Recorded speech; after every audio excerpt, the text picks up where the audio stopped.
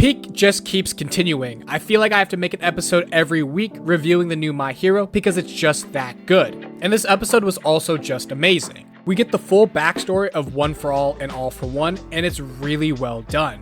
It looks exactly like the manga, and the art is very consistent throughout this episode. And I just really love the story of these two brothers. They grew up in a war-torn world, and while Yorchi saw the light, All for One only saw the darkness. But at the same time, All for One had love for his little brother. His little brother was the first thing given to him in this life, so he felt very protective and possessive over him. And that even influences him to give Yorchi a quirk. And one thing I really appreciated is that they didn't shy away from the gore or the blood in this episode. My Hero, in general, is very dark, especially if you read the source material. The anime has taken out a lot of the blood and the gore that was in the manga, and it makes sense because they want a wider audience of people to watch the show. But for moments like this, I feel like you really do have to show how dark and twisted this story actually is. And I'm glad that the anime didn't shy away from that. In the backstory, you see All for One literally killing people as a baby, and it's gruesome, it's dark, and it's uncomfortable. And it just shows how deranged and unhinged All for One really is. And I really loved how they depicted all of the One for All users dying against All for One,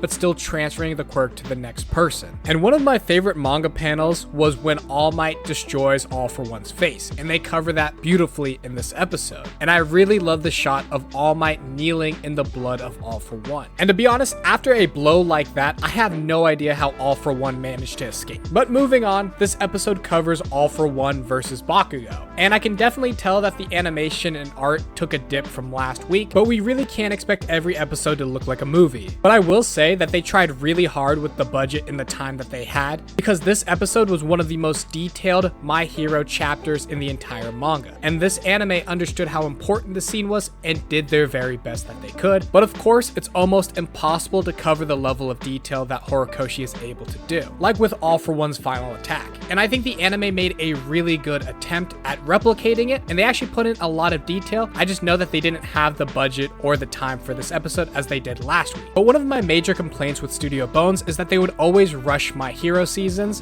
while also doing a movie on top of it. So the animation quality wouldn't look the best for My Hero seasons when it really should have. But for season 8, Studio Bones isn't even making it anymore. It's Bones Films. And Bones Films is trying to make every episode look as good as possible. So I appreciate all of their efforts, and let's keep going for season 8. I really like the coloring in this episode, especially for All for One's last attack, All for One goal. I love the purple and the blue together, and it looks really menacing, and it looks really cool when Bakugo is just standing in front of it. And I love when he says, "Izuku, I will no longer stand in your way." It's a great character moment for Bakugo before the final sequence starts. And as All for One is approaching Bakugo, Bakugo has secretly put sweat beads in his mouth that blow up based on movement. So All for One gets stopped in his tracks, leaving Bakugo enough time to prepare his Hauser impact. And I really just love how smart Bakugo is with preparing those sweat beads ahead of time to create this opening for him. And the animation for the Hauser impact is also really good. A lot of my problems with season 7 was that there was a lot of still frames and just moving JPEGs, but for season 8 they completely changed that, and now there's so much movement and fluidity in the animation.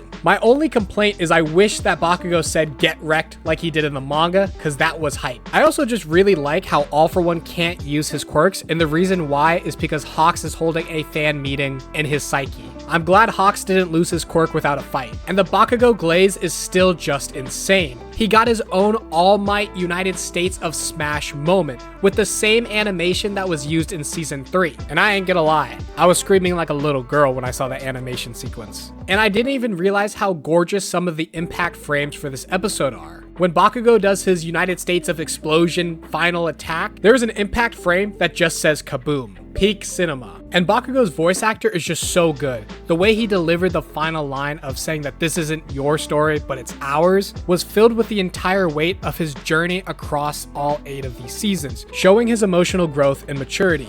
And I love the flashback when he's about to fall down in front of All for One, and he's telling Kirishima that the strongest are the ones that are still standing. So then he wills himself to still stand to deal with the baby All for One. And the baby All for One tries to snipe Bakugo, but Bakugo catches it in his mouth, fully defeating All for One, which is incredible to see that Bakugo was able to defeat the big bad of the entire series. You know, albeit with help from All Might and everybody else, but still, he was able to beat All for One. He then tries to hit the All Might pose, but he collapses, so he hits it from the ground. And then he tells Izuku to keep doing his best. And that was one of my favorite moments in the manga, and they did it really well in the anime. But this season is peak, and I cannot wait for next week when we start Deku versus Shigaraki. But what did you guys think about this episode? Let me know in the comments down below, and don't forget to like, comment, and subscribe, and I will see you guys next week. Peace.